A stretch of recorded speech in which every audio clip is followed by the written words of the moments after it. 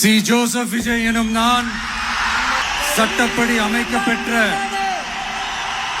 இந்திய அரசியல் அமைப்பின்பால் உண்மையான நம்பிக்கையும் மாறா பற்றும் கொண்டிருப்பேன் என்றும் இந்திய நாட்டின் ஒப்பில்லாத முழு முதல் ஆட்சியையும் ஒருமையையும் நிலை நிறுத்துவேன் என்றும் தமிழ்நாட்டு அரசின் முதலமைச்சராக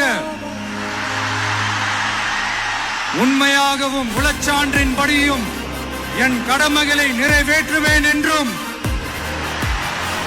அரசியல் அமைப்பிற்கும் சட்டத்திற்கும் இணங்க அச்சமும் ஒருதலை சார்பும் இன்றி விருப்பு வெறுப்பை விலக்கி பலதரப்பட்ட மக்கள் அனைவருக்கும் நேர்மையானதை செய்வேன் என்றும் ஆண்டவன் மீது ஆணையிட்டு உறுதிமொழிகிறேன்.